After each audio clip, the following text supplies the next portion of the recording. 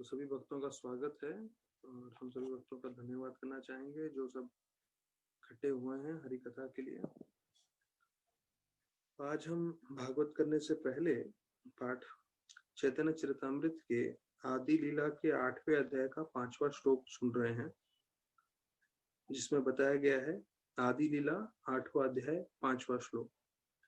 मुख कविता करे यान सबारा स्मरणे पंगु गिरी लंघे अंधा देखे तारा गने। तो देखिए इसमें बताया गया है कि अगर कोई पंच तत्व भगवान जो हम चैतन्य महाप्रभु नित्यानंद प्रभु को ध्यान करते हैं, तो भगवान को ध्यान करने का, उनके चरणों का स्मरण करने का कितना बदलाव आता है। तो पहला बदलाव बता रहे हैं कि एक गूंगा व्यक्ति भी एक कवि बन सकता है, अर्थात गूंगा व्यक्ति भी जो है कविता बोलने की क्षमता प्राप्त कर सकता है, जिसको भगवान का चरणों की तरफ आसक्ति हो, जो उनका स्मरण करे, उनकी भक्ति करे। दूसरा बताते हैं कि एक लंगड़ा व्यक्ति भी जो है पहाड़ पे चढ़ सकता है।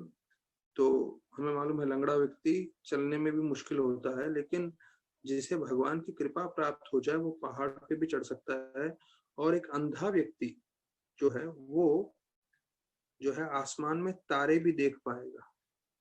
तो भगवान की अगर कृपा प्राप्त हो जाए, जो नामुमकिन चीजें हैं वो भी मुमकिन हो सकती है। तो प्रभुपाद लिखते हैं तात्पर्य में कि वैष्णव सिद्धांत में 3 तरह से सार्थकता प्राप्त हो सकती है। एक है साधना सिद्ध, एक है नित्य सिद्ध और एक है कृपा सिद्ध। तो ये 3 चीजों का वर्णन कर रहे हैं प्रभुपाद। तो साधना सिद्ध मतलब हम जैसे भक्तगण जो पूरी तरह से भक्ति में लगे हैं, नियम पालन कर रहे हैं और जो है भक्ति बढ़ाने की कोशिश करते हैं, उसे साधना, अपने साधना के बल पे हम सिद्ध होने की कोशिश कर रहे हैं। पर साधना करते हुए हमें भगवान की कृपा, भगवान की से जो है याचना करनी चाहिए, कभी वो साधना भी सार्थक हो सकता है। पर एक होता है साधना सिद्ध, दूसरा नित्य सिद्ध है, जो कभी भगवान को भूलते नहीं है, जो हमेशा भगवान की अंतरंग शक्ति में ही रहते हैं, उन्हें नित्य सिद्ध बोलते हैं। और तीसरा है कृपा सिद्ध, अर्थात जो गुरु की कृपा से या किसी दूसरे वैष्णव की कृपा से जीवन में सार्थकता प्राप्त करता।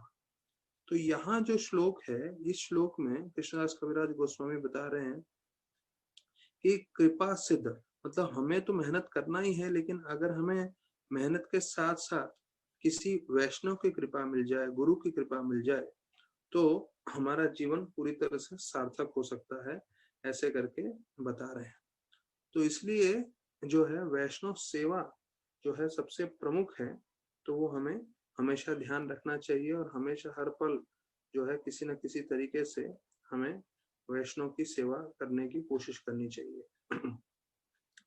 तो हम जो है प्रभुपाद बताते हैं कि जो भगवत गीता है वो बेसिक्स है। बेसिक्स मतलब वो पहला स्तर है। जब हम गीता पूरी तरह से समझ लेंगे तब हमें भागवतम में प्रवेश करना चाहिए। तो कितनी बार हमें लगता है कि हाँ हमने गीता पढ़ा हुआ है, हमें मालूम है, पर अगर हम वास्तविक रूप में देखें तो अगर गीता के सिर्फ इंट्रोडक्शन भाग में हम पढ़ें तो हमको मालूम चल जाएगा कि सिर्फ इंट्रोडक्शन में इतना मुख्य चीज बताया गया है कि उसको अगर हम पालन कर लें तो हम आजीवन काल के लिए भक्ति कर सकते हैं और सुखी रह सकते हैं।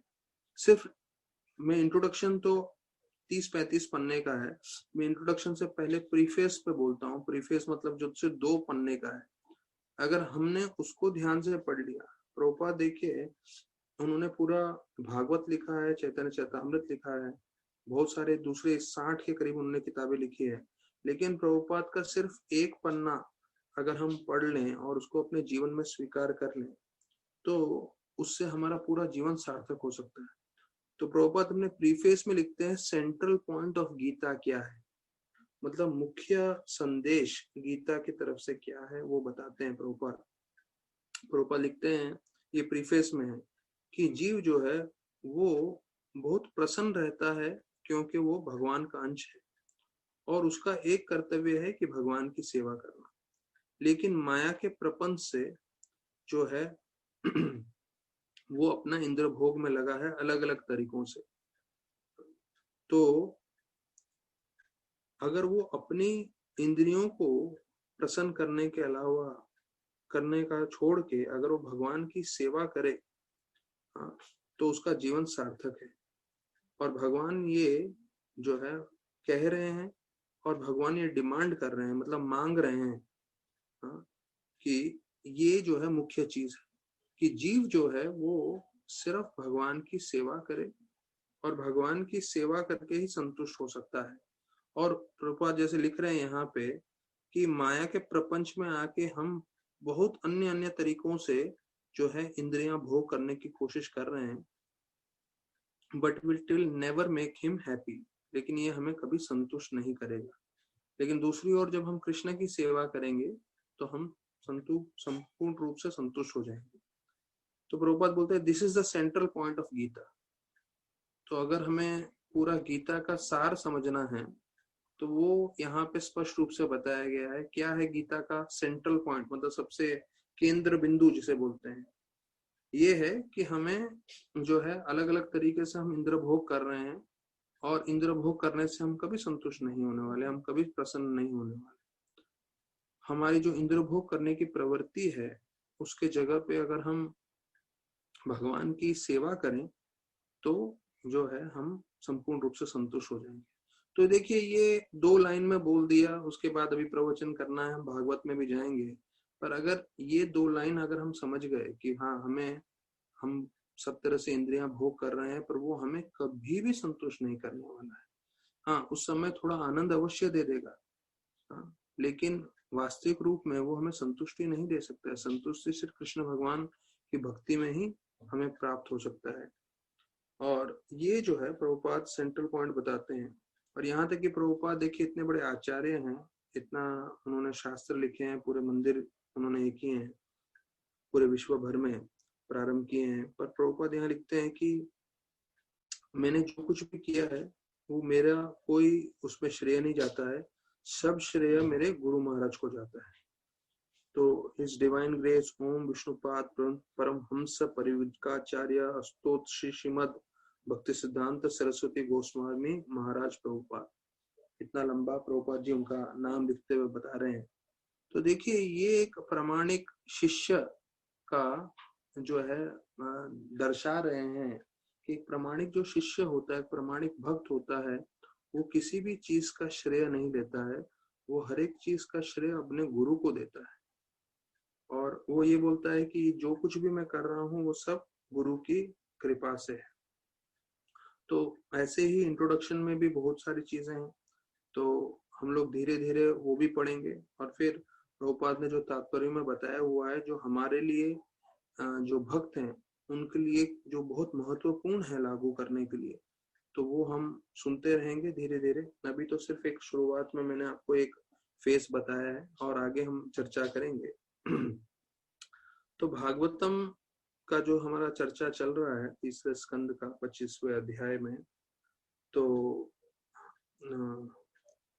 25वें श्लोक में हमने सुना सताम प्रसंग मम वीर्य संविदो भवन्ति हृद कर्ण रसायन कथा कल, कि कैसे हमारे हृदय और कर्ण पूरी तरह से जो है संतुष्ट हो सकता है, आनंदित हो सकता है। प्रभुपाद लिखते हैं it's very pleasing to the mind and the mind and the ears, कि हमारा मन पूरी तरह से संतुष्ट हो सकता है। तो कई बार भक्तगणों के मन में ये रहता है कि मन जो है बहुत विचलित है, मन बहुत डिस्टर्ब्ड है। तो उसका मार्ग यही है कि हम जो है मन एकाग्र करके जो है कृष्ण लीला में डालें, कृष्ण लीला श्रवण करें। तो कोई कृष्ण किताब भी थोड़ा समय पढ़ लेता है तो उसका मन जो है पूरा वापस से जो है एकाग्र हो जाता है। तो जैसे समझाया जाता है कि अगर हमने 30 साल भोजन किया है, उसके बाद अगर हम बोले कि हम 2 दिन 3 दिन भोजन नहीं करेंगे, नहीं चलेगा, रोज भोजन करना अनिवार्य है।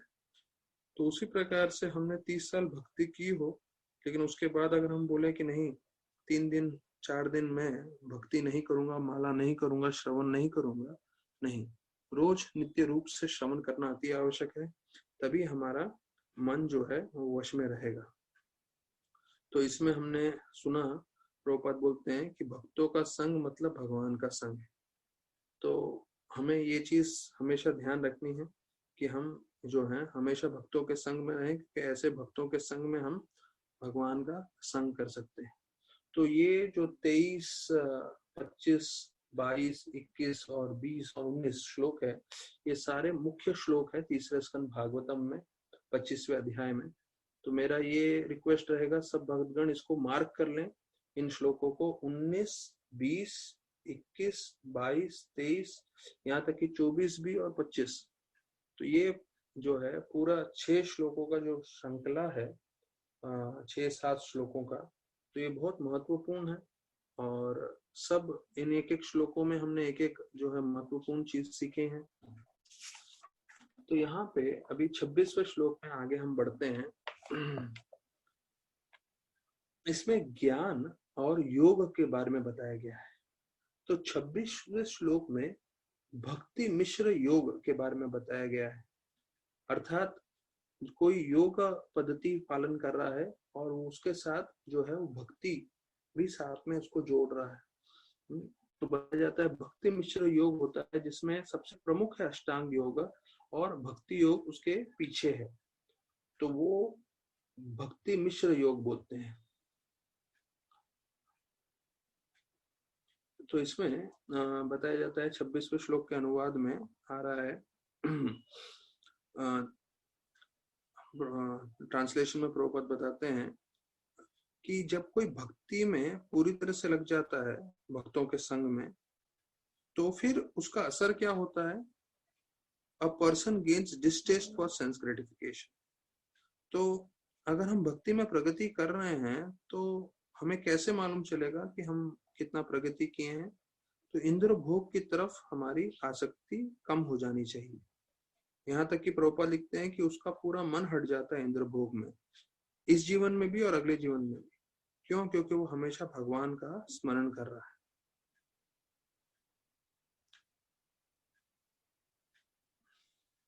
तो प्रभुपाद इसके तात्पर्य में बताते हैं कि अगले जीवन के बारे में भी क्यों इसमें वर्णन किया गया है, क्योंकि कई कई कर्मकांडी लोग होते हैं जो स्वर्ग प्राप्त करने के लिए बहुत सारा जो है कर्मकांड का कार्य करते हैं। तो प्रभुपाद बताते हैं कि लोग इस जीवन में भी आनंद भोगना चाहते हैं और इस जीवन के बाद अगले जीवन में भी, तो उसके लिए वो ऐसे कार्य करते हैं जिससे वो अगले जन्म में स्वर्ग प्राप्त कर सके। लेकिन भक्त जो होता है वो उन दोनों में रुचि नहीं रखता, वो सिर्फ भक्ति में जो है उसको असंग, उसको आनंद आता है। प्रभुपाद लिखते हैं कि उनको भक्तों का एक ही जगह उनका मन रहता है कि वो साक्षात भगवान के संग में जा सके। तो यहाँ पे एक शब्द आया है रुजुभी 26वें श्लोक में। रुजुभी मतलब बहुत सरल, वेरी इजी, प्रभुपाद लिखते हैं, अर्थात कि वास्तविक रूप में अगर हम देखें भक्ति बहुत ही सरल है। तो प्रभुपाद दूसरी जगह बताते हैं the process is simple, the application is difficult. मतलब भक्ति का अगर आप मार्ग देखें तो क्या है, सिर्फ हरि नाम जप करना है, हरि कथा सुनना है और सेवा करना है नम्रता पूर्वक। अगर ये सब नम्रता पूर्वक हम 3 चीज कर लें तो हमारा जीवन सार्थक है। तो एक तरह से देखा जाए तो यहाँ प्रभुपाद बोल रहे हैं कि भक्ति का मार्ग सरल है, क्योंकि उसमें हमें बहुत ज्यादा पांडित्य दिखाने की जरूरत नहीं है, बहुत ज्यादा हमें तपस्या करने की जरूरत नहीं है, जितना अपनी क्षमता अनुसार है उतना करते रहें। जैसे उदाहरण दिया जाता है, अगर कोई करोड़पति बाप का बेटा है और ऐसे करोड़पति बाप के बेटे को अपने पिताजी का पूरा जायदाद चाहिए, तो उसे क्या करना चाहिए? उसको सिर्फ अपने पिताजी के साथ रहना है, उनको अपना उनका घर छोड़ के नहीं जाना है, सिर्फ पिताजी के साथ प्रेम संबंध बनाते हुए सिर्फ वो रहेंगे, सिर्फ जीना है उनको उनके साथ। तो जैसे पिताजी का देहांत होगा तो देहांत होने के बाद उनको पूरा का पूरा जायदाद मिल जाएगा। तो उसी प्रकार से हमें भगवत धाम जाने के लिए इस्कॉन के साथ सिर्फ जुड़े रहना है और जुड़े रहते हुए माला करना है, हरि कथा सुनना है और सेवा करना है। अगर हम सिर्फ इस्कॉन के साथ जुड़े रहे जीवन के अंत तक, तो प्रभुपाद की कृपा से हम भगवत धाम चले जाएंगे। तो यहाँ पे अभी आने वाले श्लोकों में वर्णन आने वाला है। प्रभुपाद एक ही तात्पर्य में 3 बार बोलते हैं कि एक जैसे first class, second class, third class devotee होते हैं, तो उत्तम, मध्यम और कनिष्ठ। तो प्रभुपाद वहां पे उत्तम, मध्यम, कनिष्ठ नहीं बोल रहे हैं, first class, second class, third class ही बोल रहे हैं। और बोले जो थर्ड क्लास भक्त है, जो सिर्फ भक्तों को नहीं जानता, सिर्फ विग्रह से उसकी आसक्ति होती है, विग्रह के लिए वो कुछ अर्पण करता है, प्रणाम करता है, ऐसा जो तीसरे स्तर का भक्त है वो भी भगवत धाम जाएगा, वो भी मुक्त होगा। और वो एक बार नहीं, एक ही तात्पर्य में प्रभुपाद 3 बार बोलते हैं ये चीज। क्यों? ये स्पष्ट करने के लिए भक्तगणों के मन में कि अगर हम भक्ति से सिर्फ इस्कॉन से जुड़े रहे तो भी हम भगवत धाम चले जाएंगे, और उसके लिए थोड़ा परिश्रम करना है। देखिए मेरा दृष्टांत बहुत, इसको जितना मैंने समझा है, जितना आप कृष्ण भावनामृत रहेंगे उतना आप माया के प्रपंच से बचे रहेंगे, और उतना समय आप आनंदित रहेंगे।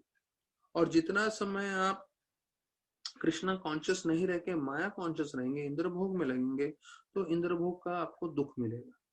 तो अभी हम पे है, यहाँ जैसे प्रभुपाद बता रहे हैं कि जो कनिष्ठ भक्त है, जो तीसरे स्तर का भक्त है, वो भी भगवत धाम चले जाएगा। तो ये महाप्रभु की कृपा है, प्रभुपाद की कृपा है, शायद सबको लेके जाए।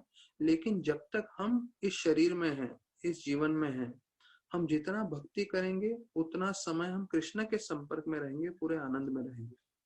और हम जितना प्रचार कर पाएंगे, जितना लोगों को जोड़ पाएंगे, तो उसमें हमें और भगवान की कृपा प्राप्त होगी। तो फिर 27वें श्लोक में भक्ति मिश्र ज्ञान के बारे में बताया गया है, जहाँ ज्ञान को जो है ज्यादा महत्वपूर्णता दी गई है। तो ये सब जो है उसके बारे में भी वर्णन किया है।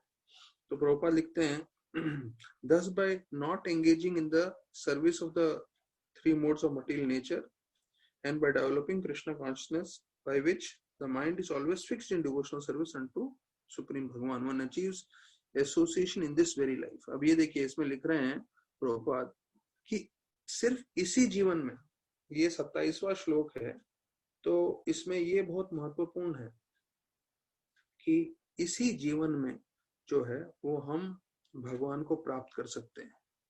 तो प्रभुपाद ये चीज स्पष्ट कर रहे हैं इस श्लोक में, और यहाँ पे कर्दम मुनि, कपिल मुनि भी बता रहे हैं कि आप इसी जीवन में, मतलब ये जो हमारा लाइफ है, अगर हम प्रामाणिकता से भक्ति करते रहें तो हम भगवत धाम प्राप्त कर सकते हैं, बैक टू गॉड जा सकते हैं इसी जीवन में। तो प्रभुपाद तात्पर्य में लिखते हैं कि 9 तरह की भक्ति के मार्ग बताए गए हैं। नवलदा भक्ति, श्रवणम, कीर्तनम, विष्णु स्मरणम। तो बताया जाता है कि अगर कोई इसमें पूरी तरह से लगा है तो वो इन जो प्रकृति के जो नियम है, 3 तरह के जो गुण हैं, आदिदैविक, आदि भौतिक, आध्यात्मिक, नहीं, ये आदिदैविक की बात नहीं कर रहे हैं, यहाँ पे बोल रहे हैं सत्व, रजो और तमोगुण, तो उसमें प्रभाव में नहीं आएगा।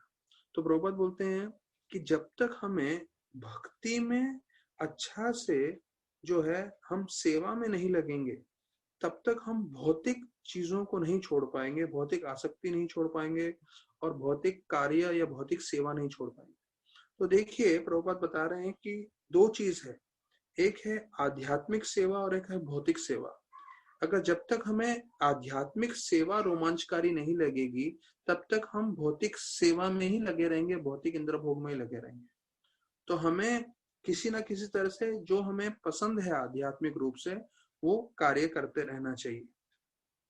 तो कई भक्तों को जो है अलग अलग भक्तों को अलग अलग चीज पसंद है। किसी को कीर्तन सुनना पसंद है, किसी को भगवान के विग्रह की सेवा करना पसंद है, किसी को कथा सुनना पसंद है, किसी को कथा बोलना पसंद है, किसी को भगवान को अलग अलग प्रसाद अर्पण करना पसंद है, भोग, और फिर उसको जो है अलग अलग तरीके से भगवान को प्रसन्न करने की कोशिश करते हैं।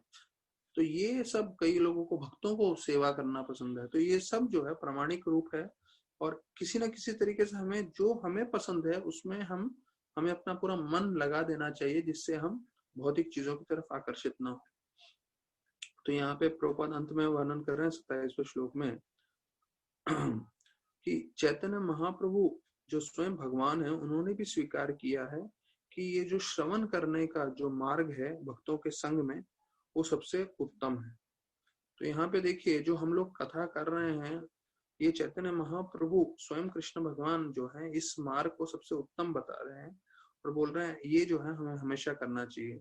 और प्रभुपाद लिखते हैं, ये कोई फर्क नहीं पड़ता आप कौन से स्तर से आए हो, it doesn't matter to what category of this world the audience belongs.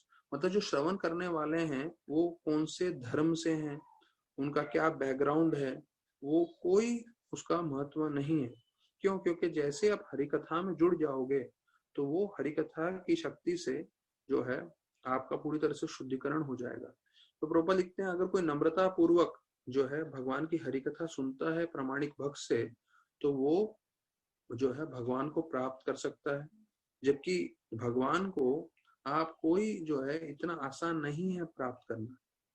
और अंत में बोलते हैं प्रभुपाद, हियरिंग और associating with devotees is the most important function of for self realisation. तो प्रभुपाद ये पूरा 27वां श्लोक को समाप्त कर रहे हैं ये बोल के कि श्रवण करना और भक्तों के संग में रहना ये सबसे मुख्य भाग है आत्म साक्षात्कार का। तो हम लोग सबको आत्म साक्षात्कार करना है। तो इसमें देखिए ये दो चीज हमें समझना है कि भक्तों के संग में रहना है और ऐसे भक्तों के संग में श्रवण करना है। और पहले हमने सुना है कि जो हम भक्तों के संग में श्रवण करते हैं वो हमें अपने जीवन में भी अपनाना है। तो 28वें और 29वें श्लोक में भी वर्णन आ रहा है जिसमें देवहूति माता प्रश्न पूछ रही हैं कपिल मुनि अपने पुत्र से। उनका प्रश्न ये है कि मुझे किस तरह से भक्ति करनी चाहिए जिससे मैं आपके चरणों को प्राप्त कर सकूं, और आप मुझे थोड़ा ज्ञान और योग के बारे में बताएंगे। तो अभी ज्ञान और योग के बारे में क्यों पूछ रहे हैं, जबकि इतना अगर आप देखें पहले श्लोकों में श्रवण कीर्तन के बारे में, भक्ति के बारे में इतना स्पष्ट रूप से बताया गया है कि हाँ भक्ति भक्ति भक्ति सर्वोत्तम है और जो है श्रवण कीर्तन करके प्राप्त करना। तो यहाँ बताया गया है कि जो एक भक्त होता है वो दूसरी चीजों के बारे में भी ज्ञान प्राप्त करना चाहता है। तो ज्ञान प्राप्त करने में कोई बुरी बात नहीं है। ऐसा नहीं लिखा है कि देवहूति माता ये बोल रही है कि मुझे योगा करना है, मुझे ज्ञान करना है, नहीं। वो जस्ट पूछ रही हैं कि आप मुझे कृपया करके योगा और ज्ञान के बारे में बताएं। तो विश्वनाथ चक्रवर्ती ठाकुर बताते हैं कि देवहूति दूसरे मार्ग भी समझना चाहती थी, लेकिन वो अच्छे से जानती थी कि भक्ति ही सर्वोत्तम है। ऐसे करके इन दो श्लोकों में बताया गया है। तो यहाँ पे 29वें श्लोक में एक शब्द आता है जिसे बोलते हैं भगवत बाण। भगवत बाण, तो अभी देखिए बाण मतलब हमें मालूम है बाण, जो हम तीर धनुष को बोलते हैं, धनुष को भी बाण बोलते हैं।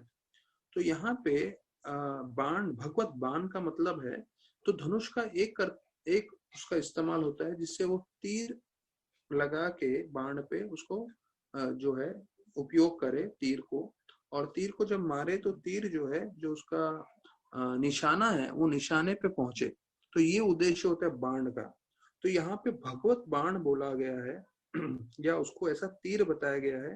ये जो तीर है जो हम भक्ति का जो हमने जीवन में अपनाया है वो ऐसा तीर है, प्रभुपाद लिख रहे हैं कि वो ब्रह्मन परमात्मा इन सबको भेजते हुए हाँ वो सीधा भगवान पूर्ण पुरुषोत्तम श्री कृष्ण के चरणों में ही पहुंचेगा।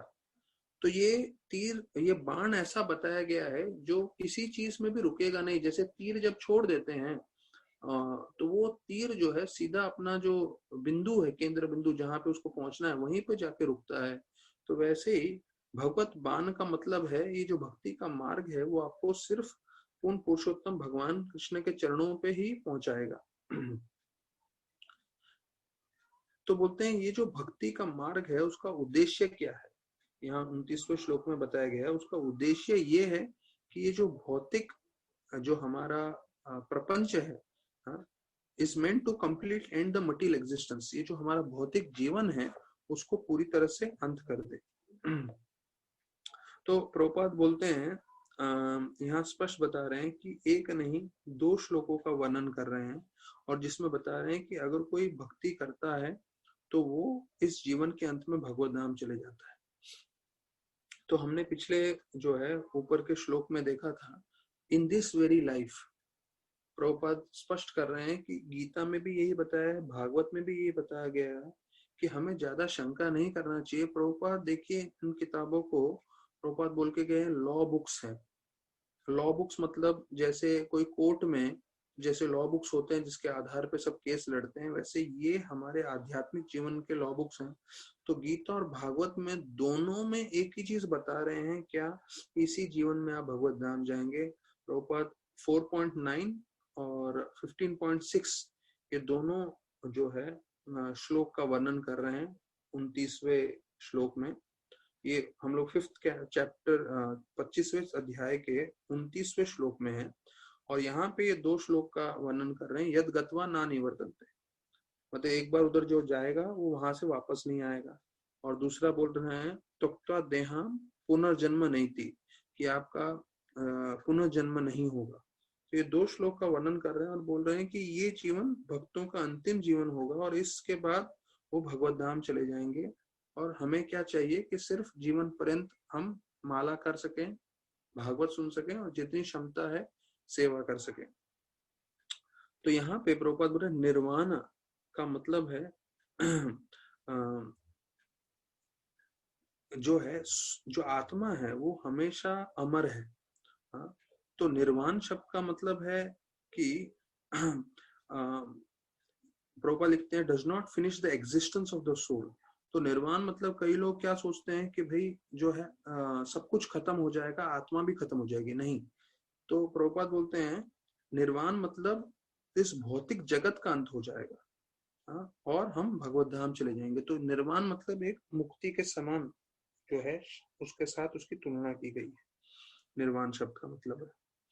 तो ऐसा बताते हुए 29वां श्लोक समाप्त करते हैं।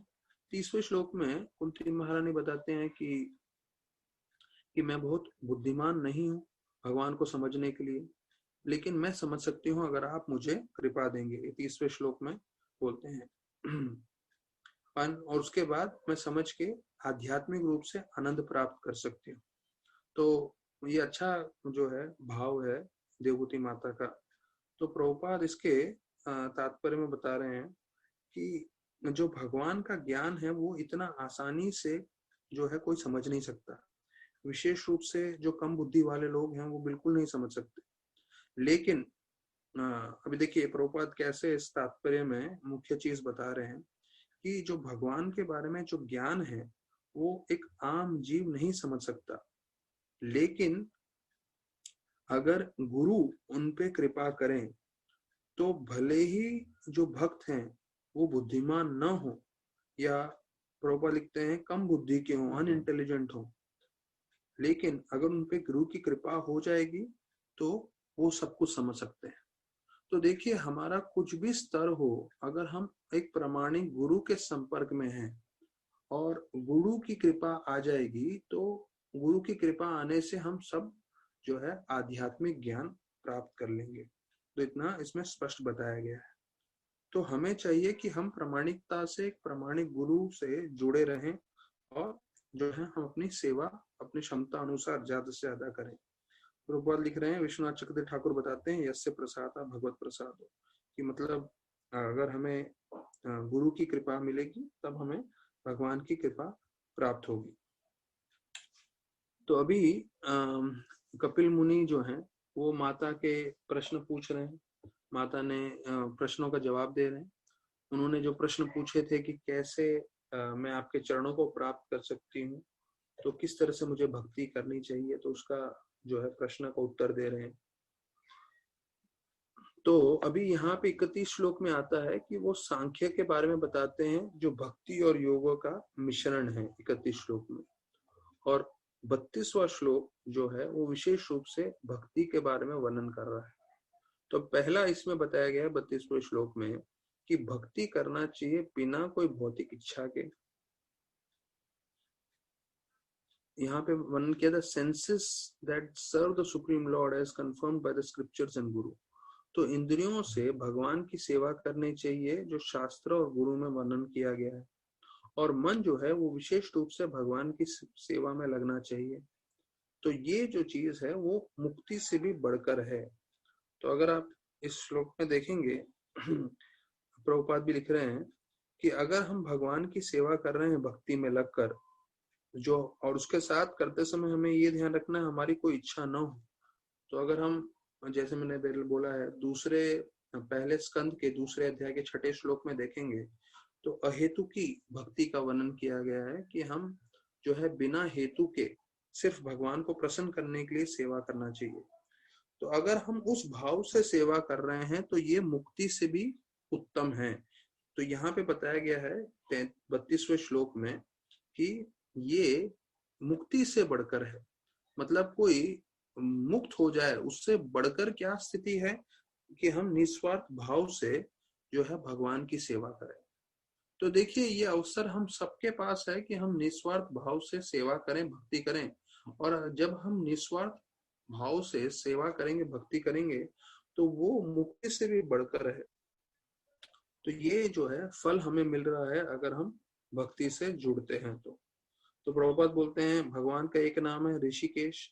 ऋषिकेश मतलब, ऋषिक मतलब इंद्रियां, और सबसे इंद्रियों में सबसे प्रमुख है मन। तो ऋषिकेश मतलब जो हमें सारी इंद्रियों से भगवान की सेवा करनी चाहिए। तो ये भक्ति की परिभाषा है। तो सभी इंद्रियों से और मन से हमें भगवान की सेवा करनी है, तो उसका मतलब होता है ऋषिकेश, और वो भक्ति कहलाता है। तो फिर बताते हैं कि अगर ऐसे हम भक्ति कर रहे हैं पूरे मन से, इंद्रियों से, तो वर्णन आता है कि जैसे अगर हम भोजन करते हैं तो हमारे पेट में जो जठर अग्नि है वो किस तरह से पूरे भोजन को जो है स्वीकार कर लेती है और उसको पिघला देती है। तो उसी प्रकार से बताते हैं कि अगर हम भक्ति करते हैं तो भक्ति हमारे जो है सूक्ष्म शरीर को भी पिघला देती है, खत्म कर देती है और हमें भगवत धाम के रास्ते पे लेके जाती है। तो ये प्रभुपाद जी 33वें श्लोक में बता रहे हैं। तो यहाँ वर्णन किया है कि जब हम भगवान की सेवा करते हैं so is the process of liberation, because to engage oneself in the service of the Lord is to liberate oneself from material entanglement। तो देखिए जब हम सेवा कर रहे हैं तो आप समझ लीजिए वो सेवा ही हमारी मुक्ति है। और यहाँ तक तो बिमला मंगल ठाकुर, एक जो चैतन्य महाप्रभु के महान भक्त थे, उसके बारे में वो खुद बताते हैं कि मैं हमेशा भगवान की सेवा में, भगवान के चरणों में लगा रहता हूँ। तो मुझे मुक्ति के लिए जो है मैं ज्यादा उसके बारे में विचार नहीं करता, लेकिन मुक्ति हमेशा मेरी सेवा के लिए तैयार रहती है। क्यों? क्योंकि मुक्ति जो है वो दासी है, और वो हमेशा कोई भक्ति करता है तो उसको सेवा करने के लिए हमेशा तैयार रहती है। तो बोलते हैं जो भक्ति करता है तो भक्ति के साथ साथ वो माता के समान है, और माता की जो दो बोलते हैं पुत्रियां हैं या दासियां हैं वो हमेशा साथ में रहती हैं। तो माता की सेवा में हमेशा दो दासी रहेंगी। वो दो दासी हैं? एक है मुक्ति और एक है भुक्ति। तो जो भगवान का भक्ति कर रहा है प्रामाणिक रूप से, तो मुक्ति देवी और भुक्ति देवी हमेशा उनकी सेवा करने के लिए तत्पर रहती हैं। तो प्रभुपाद लिखते हैं मुक्ति या लिबरेशन भक्तों के लिए कोई बड़ा विषय नहीं है, ये बड़े चिंता का जो है शीर्षक नहीं है। तो बोलते हैं मुक्ति अपने आप आपको प्राप्त हो जाएगी, लेकिन भक्ति जो है मुक्ति से कहीं गुना बेहतर है। तो प्रभुपाद ये स्पष्ट बता रहे हैं जो है 32वें श्लोक में कि हम लोग, देखिए हमारा एक उद्देश्य है, प्रभुपाद भी लिखते हैं पर्पस ऑफ गीता, वो इंट्रोडक्शन में भी आने वाला है आगे। प्रभुपाद लिखते हैं पर्पस क्या है गीता का, कि हम लोग जो है भगवत धाम जा सके। और प्रभुपाद देखिए 32वें श्लोक में वर्णन कर रहे हैं for devotee liberation is no problem at all. मतलब प्रामाणिकता से भक्ति करना है हमको, ये डिवोटी के लिए बोल रहे हैं। तो हमें ये सब नहीं लगना चाहिए कि हाँ हम लोग डिवोटी हैं और हमारे लिए है, लेकिन जो हम भक्ति का मार्ग पकड़ के चल रहे हैं, देखिए कितनी शक्तिशाली है। यहाँ पे बोल रहे हैं कि भक्त के लिए मुक्ति जो है वो कोई बड़ी बात नहीं है, वो अपने आप आ जाता है अगर हम भक्ति कर रहे हैं तो, और भक्ति सर्वोत्तम है। और प्रभुपाद बोलते हैं कि भक्त जो है वो हमेशा भगवान का नाम जप करता रहता है, 33वें श्लोक में, 32वां नहीं है, 33वें श्लोक में है पूरा। तो हाँ, 33rd श्लोक में प्रभुपाद बता रहे हैं कि वो हमेशा भगवान का नाम जप करता है, हरे कृष्णा कृष्ण कृष्ण हरे हरे, हरे राम राम राम हरे हरे। तो जिह्वा को जो है यहाँ पे बताया गया है कि कैसे सारे इंद्रियों से हमें भगवान की सेवा करनी है। तो यहाँ पे बता रहे हैं कि सारी इंद्रियों में सबसे प्रमुख है जीवा, हमारी जीव। तो उसको वश में करने के लिए जो है 2 कार्य बताए गए हैं, एक हरे कृष्णा महामंत्र का जप और दूसरा भगवान का प्रसाद स्वीकार करें। तो ये 2 कार्य करने से जीवा जो है, प्रभुपाद लिखते हैं, वश में आ जाता है। और जब जीवा वश में आ जाता है तो सारी की सारी इंद्रियां वश में आ जाएंगी और उससे हम भगवान की सेवा कर सकते हैं। तो ये चीज ध्यान रखिए हम सभी भक्तों के लिए कि हमें 2 चीज पे ध्यान रखना, एक कि हम हमेशा निरंतर रूप से भगवान का नाम जप करते रहें, और दूसरा कि हम जो भी मुंह में डालें वो भगवान का प्रसाद हो, भगवान को अर्पण करके हम खाएं। 2 प्रभुपाद का मैं एक कथा सुन रहा था, तो प्रभुपाद बहुत आतुर थे जो है जू का, इस्कॉन का मंदिर बनाने के लिए। तो समय नहीं था और बहुत सारे विरोधी पक्ष भी थे। तो प्रभुपाद ने बोला सीधा आप कंस्ट्रक्शन चालू कर दो। तो भक्तों ने बोला प्रभुपाद ये जो है सॉइल टेस्टिंग होता है और एक पाइल टेस्टिंग होता है जिसमें पता लगाना होता है कि भाई ये मिट्टी कैसी है और इसके कितना नीचे तक जो है पत्थर है, जिसके कारण जिसपे हम इमारत बना सकें, यहाँ जो है मंदिर की स्थापना कर सकें। तो प्रभुपाद बोले जो सॉइल टेस्टिंग है, वो पाइल टेस्टिंग है, उसकी जरूरत नहीं है, आप लोग सीधा कंस्ट्रक्शन कर दीजिए, तो समय नहीं है हमारे पास। और ऐसा बोल के प्रभुपाद दूसरे कार्य के लिए विदेश में चले गए। तो गिरिराज महाराज बताते हैं, तो ये सब भक्तों के मन में शंका आने लगी कि हाँ, प्रभुपाद शुद्ध भक्त हैं, वो हम स्वीकार करते हैं, लेकिन अभी ये तो बहुत अति आवश्यक है, बिना जो है मिट्टी का परीक्षण किए, बिना वो पत्थर कहाँ पे है, कितने नीचे पे है, वो बिना उसको पता लगाए अगर हम कंस्ट्रक्शन कर दें तो पूरा बिल्डिंग गिर जाएगा। और प्रभुपाद बोले हैं कि तुरंत कंस्ट्रक्शन चालू कर दो। तो बोले नहीं नहीं, ऐसे नहीं होगा, हम लोग करेंगे सॉइल टेस्टिंग, पाइल टेस्टिंग। और वो मशीन को लेकर आए बड़ा, जो वो उसका देखता है कि कितना वो नीचे एक बहुत बड़ा सूली भेजता है धरती के नीचे, और उसमें जो है मालूम चलता है कि पत्थर कितने नीचे है ये लैंड में, तो उसके ऊपर फिर कंस्ट्रक्शन होता है। तो वो मशीन बुलाए, बड़ा वाला बोरिंग जैसा था, और उससे जोर से नीचे मारा, तो नीचे मारा तो बताया जाता है कुछ ही फीट के नीचे जो है पत्थर था, और इतनी तेज गति से मारा तो उससे जो चेक करने का मशीन था बड़ा वाला, तो वो वहीं अटक गया। एक जेसीबी जैसा बड़ा मशीन आता है वो, तो वो वहीं अटक गया। 3 दिन लग गया वो मशीन वापस से वहां से पत्थर से निकलवाने के लिए। तो 3 दिन ऐसे व्यर्थ हो गए, और उसमें पैसा गया वो अलग, और वगैरह वगैरह। तो भक्त लोग को समझ में आया कि जब प्रभुपाद ने बोला कि सॉइल टेस्टिंग मत करो, सीधा कंस्ट्रक्शन करो, अगर वो कर लेते थे तो एक्चुअली जो है पैसा भी बचता था, समय भी बचता था।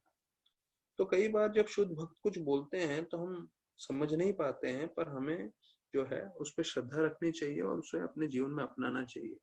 तो वैसे ही हम प्रभुपाद के सभी भागवत के जो हैं इतने सारे श्लोकों में रोज हम चर्चा कर रहे हैं, तो हमें समझना चाहिए कि जो प्रभुपाद बता रहे हैं वो बहुत महत्वपूर्ण है, और ये हमारे लिए काफी जो है आवश्यक है, जो भी हम सुन रहे हैं।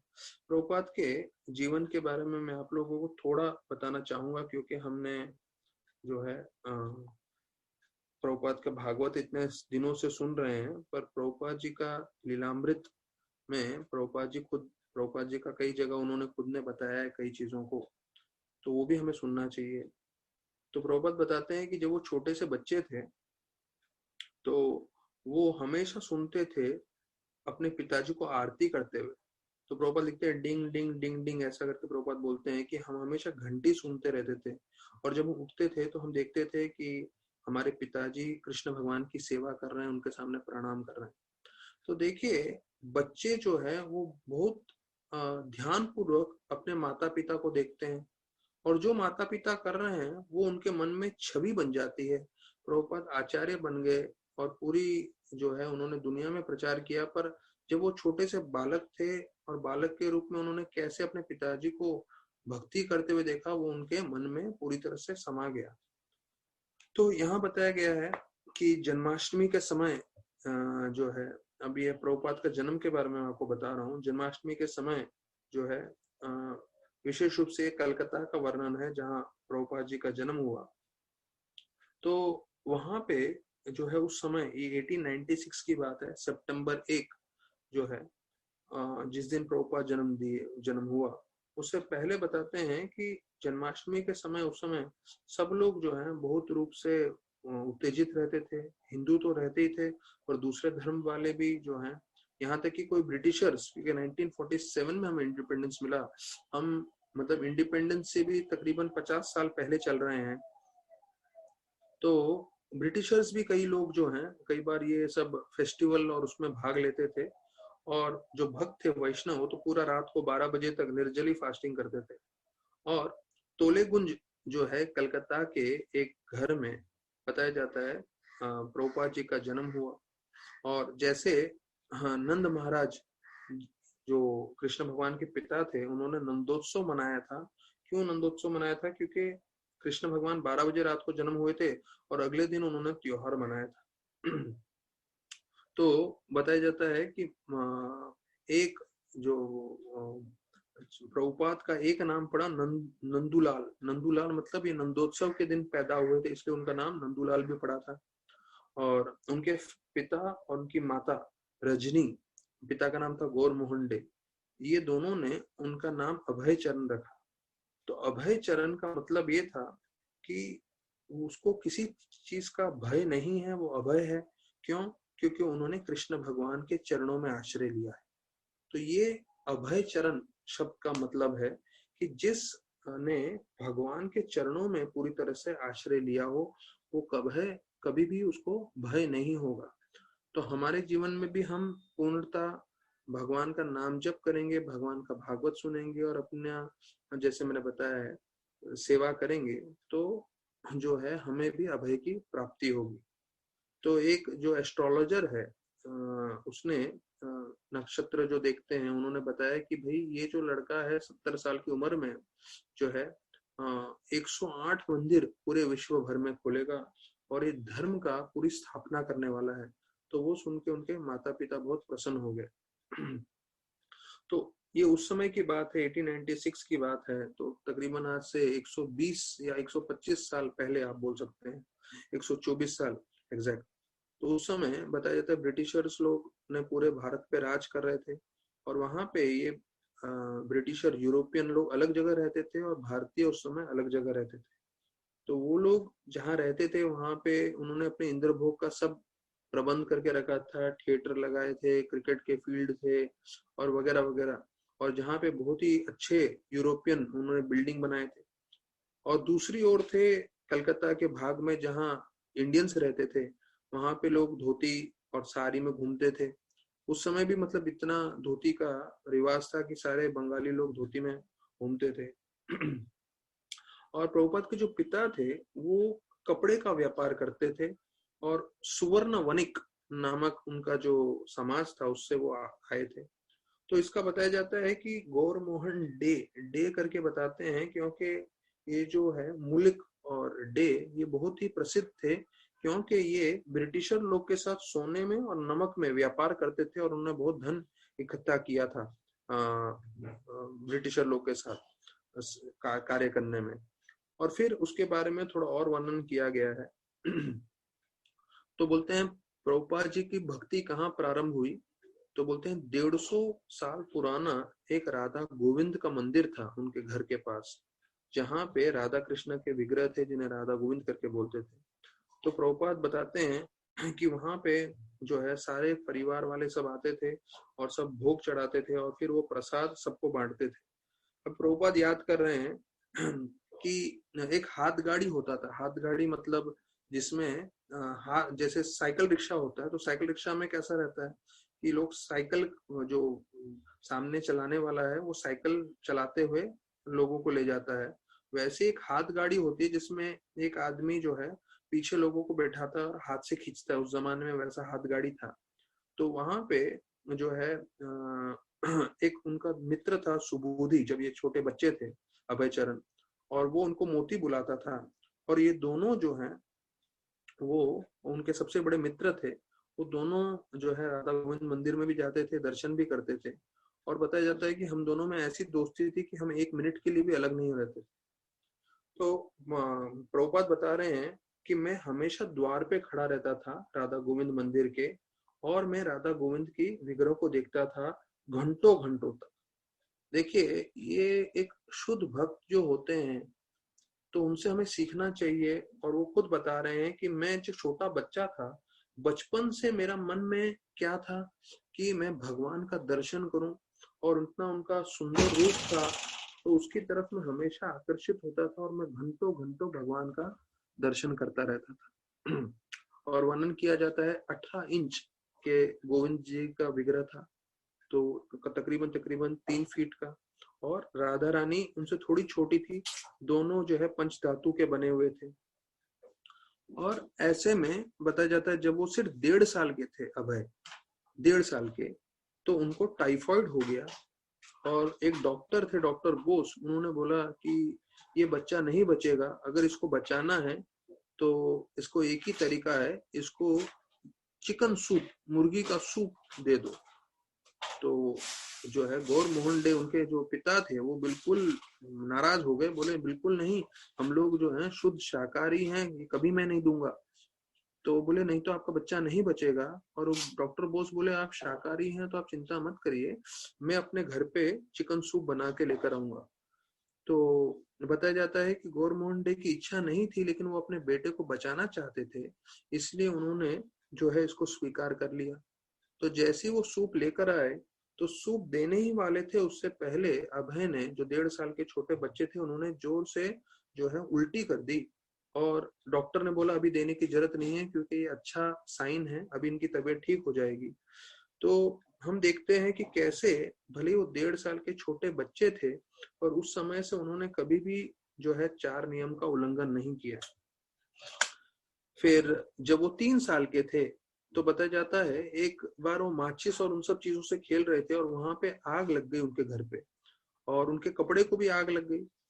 और उसी वक्त बताया जाता है एक व्यक्ति आया जिन्होंने उनका पूरा आग बुझा दिया।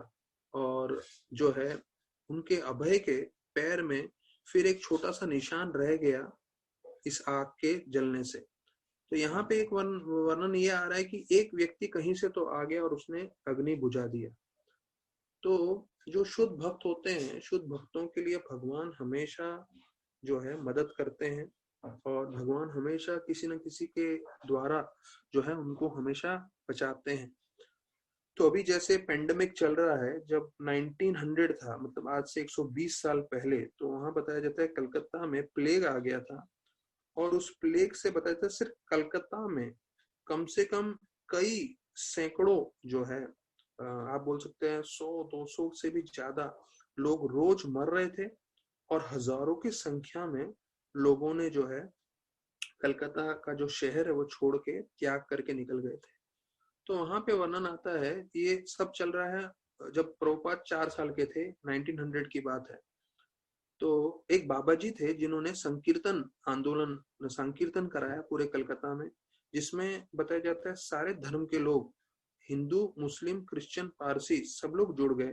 क्योंकि उनको मालूम था ये संकीर्तन करने से जो ये जो प्लेग है जो पूरी तरह से कलकत्ता को ग्रस्त कर चुका है, और हजारों की संख्या में लोग मर रहे हैं और हजारों की संख्या में लोग छोड़ के भाग रहे हैं, तो उनको मालूम था कि ये संकीर्तन करने से हमारी रक्षा होगी। और ये हरे कृष्णा कृष्ण कृष्ण हरे हरे, हरे राम राम राम हरे हरे का कीर्तन कर रहे थे।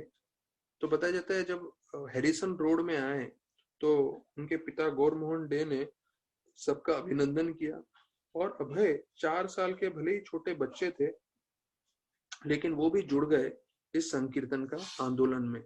तो देखिए, हमें ये समझ में आ रहा है कि प्रभुपाद का बाल लीला, जैसे कृष्ण भगवान के बाल लीला हम जानते हैं, तो वैसे ही अगर हम समझें कि प्रभुपाद जी जो है बचपन से ही ऐसे दिव्य गुण दिखा रहे थे जो आम रूप से जो है कोई व्यक्ति समझ नहीं सकता।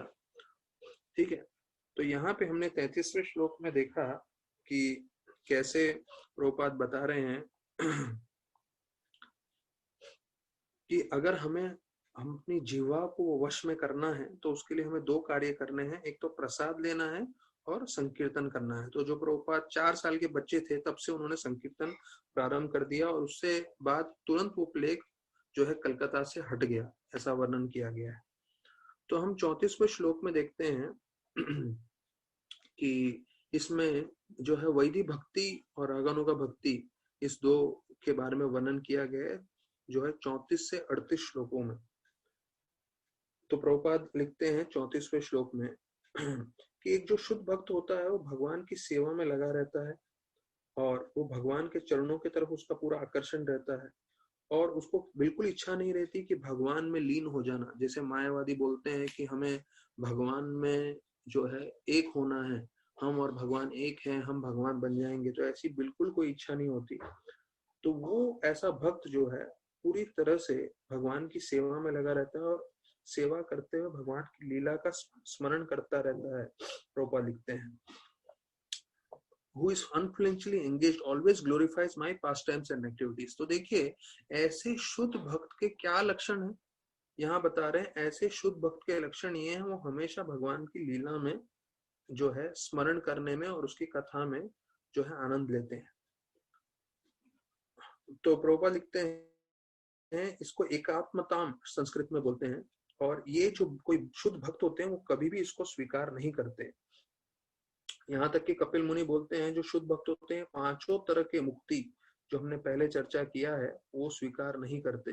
जो हमने बोला है सारूप्य, सालोक्य, सामीप्य, सायुज्य, साम्य, सारिष्टि, तो ये सारे के सारे जो हैं वो स्वीकार नहीं करते। और प्रबोधानंद सरस्वती, अच्छा बिमला मंगल ठाकुर मैंने पहले बताया था वो चैतन्य महाप्रभु के भक्त थे, नहीं वो चैतन्य महाप्रभु के भक्त नहीं थे। प्रबोधानंद सरस्वती चैतन्य महाप्रभु के भक्त हैं, तो वो थोड़ा गड़बड़ा गया था। तो प्रबोधानंद सरस्वती चैतन्य महाप्रभु के भक्त हैं और वो बोलते हैं, यहाँ प्रभुपाद वर्णन कर रहे हैं कि केवल्यम नरकायते, कि ये जो मायावादियों की इच्छा है कि हमें जो है भगवान बनना है, तो ये जो है नर्क के समान है, भक्त कभी भी इसे स्वीकार नहीं करते।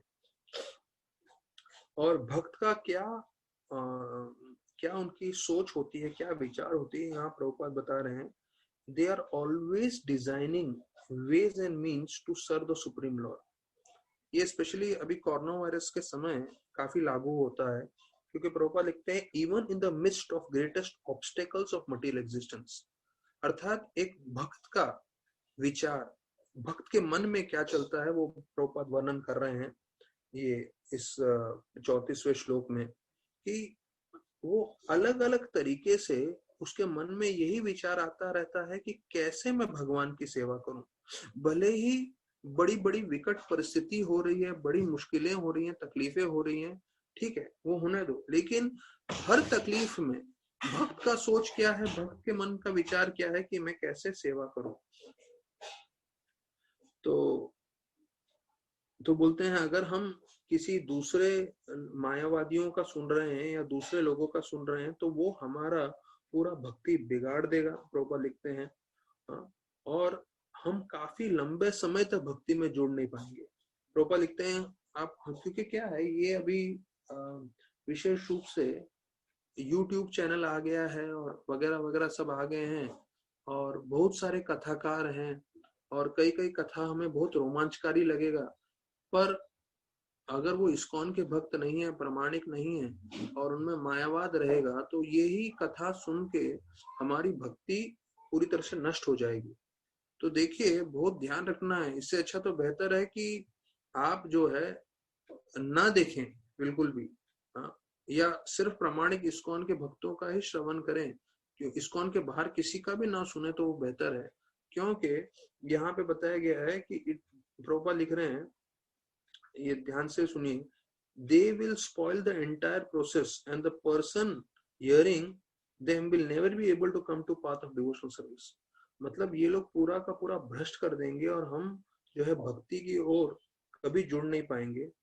और अगर जुड़ना चाहेंगे भी तो बहुत, प्रॉपर लिख रहे हैं, they will be able to do so only after a very long time, मतलब बहुत लंबे समय के बाद आप इसको जुड़ पाएंगे। तो प्रॉपर लिखते हैं फिर आगे, कपिल मुनि बताते हैं भक्ति मतलब जो है भगवान की सेवा, हाँ, और the activities in devotionals are transcendental to mukti. This is called पंचम पुरुषार्थ। पंचाम पुरुषार्थ अर्थात जब हम भक्ति करते हैं तो इसको पंचाम पुरुषार्थ बताया गया है, क्योंकि भौतिकवादी लोग जिनको बाहर का ज्ञान है भौतिक चीजों का, तो वो धर्म अर्थ काम मोक्ष इन्हीं चारों चीजों पे रुके रहते हैं, पर ये जो है इसको पंचाम पुरुषार्थ बताया गया है, अर्थात भक्ति सर्वोत्तम माना गया है। तो भक्तों के 34वें श्लोक का मैं अगर आपको सार बताना चाहूं तो नैकांत आत्मता, इसका मतलब है कि वो मायावादियों के जैसे मुक्ति कभी नहीं चाहते। दूसरा, मद पाद सेवा भृतः, इसका मतलब है कि भक्त हमेशा भगवान के चरणों की सेवा करना चाहते हैं और भगवान के जो है वो गुणगान करना चाहते हैं, भगवान के लीलाओं का श्रवण करना चाहते हैं, कीर्तन करना चाहते हैं। ये तीसरा लक्षण है भक्तों का। तो मायावाद के जैसा मुक्ति नहीं चाहते, वो भगवान की सेवा में लगना चाहते हैं, चरणों का स्मरण करना चाहते हैं। और कैसे करेंगे वो? भगवान की हरिकथा श्रवण करके, भगवान का नाम जप करके। तो ये 34वां श्लोक था। तो फिर जो है अभी जैसे मैंने बताया वैधि भक्ति 34, 35, 36, 37 इन चारों श्लोक में जो वैधि भक्ति है उसका वर्णन है, और 38 श्लोक में रागानुगा भक्ति जो है उसके बारे में वर्णन किया गया है। तो प्रभुपाद जो है उन्होंने काफी अपने जो है ये सब भागवत लिखने से पहले जो है वो पहले अपने पेन पेपर पे लिखते थे। तो अभी हमें समझना चाहिए कि हम भागवत तो यहाँ बैठ के सुन रहे हैं, पर भागवतम सुनने के पहले कितना मेहनत गया है।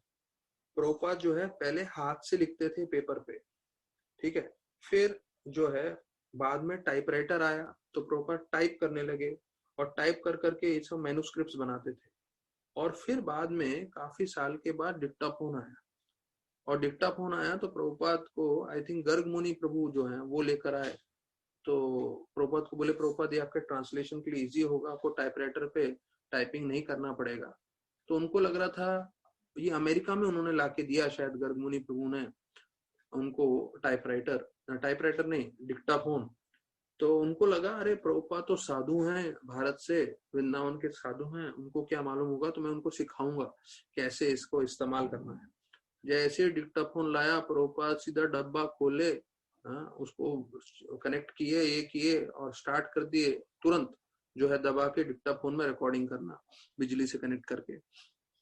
तो बताया जाता है कि वो जो शिष्य थे वो एकदम चौंक गए कि प्रभुपाद को पूरा जो है इसका ज्ञान है, कैसे इसका इस्तेमाल करना है।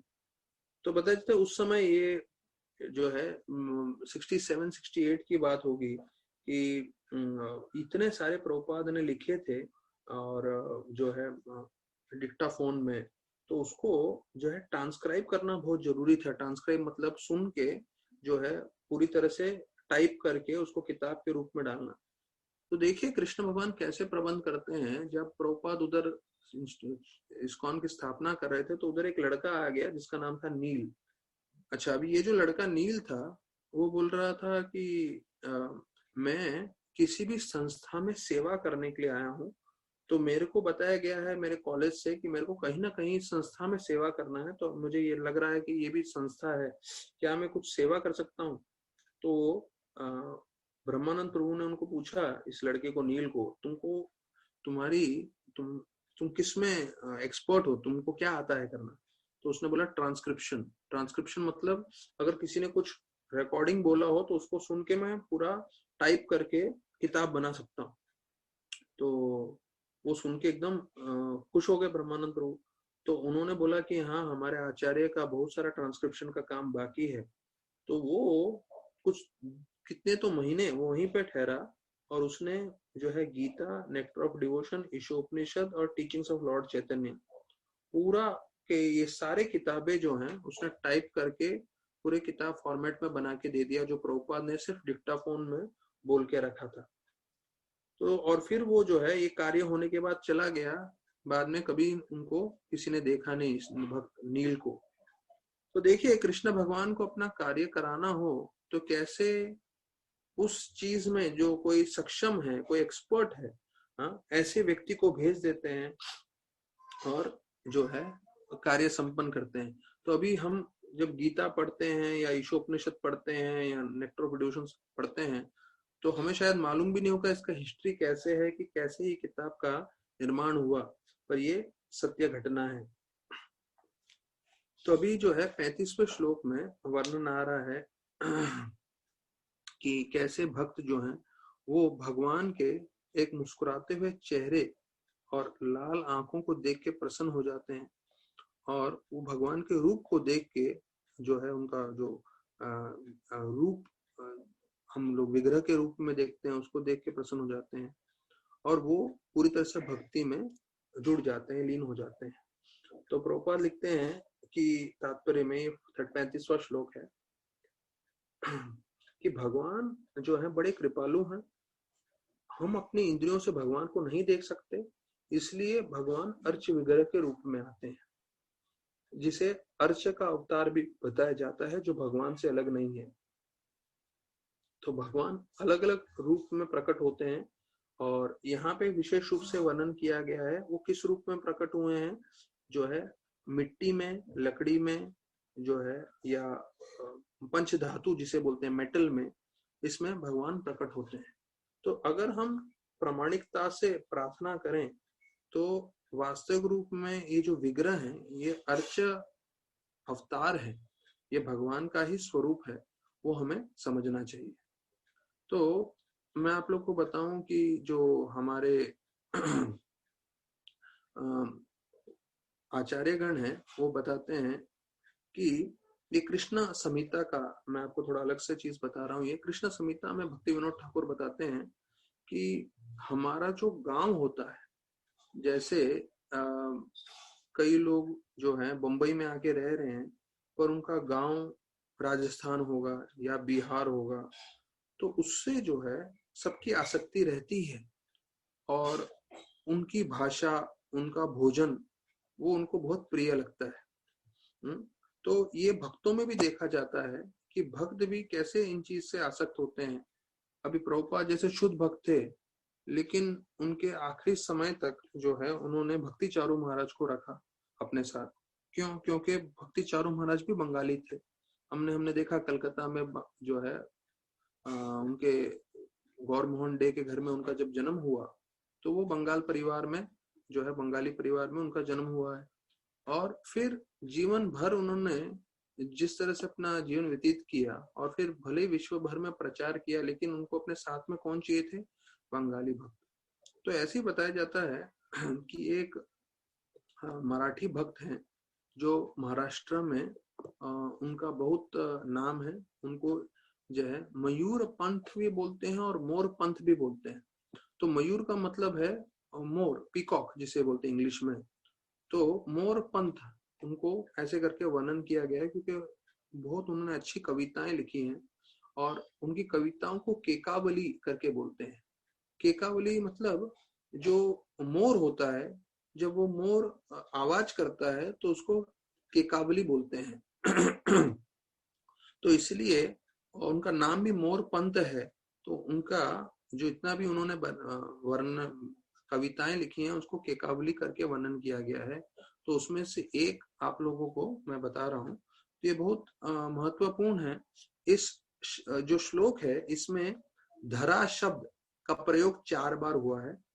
इसमें 4 बार धरा शब्द इस्तेमाल किया है, और हर बार धरा शब्द का मतलब अलग है।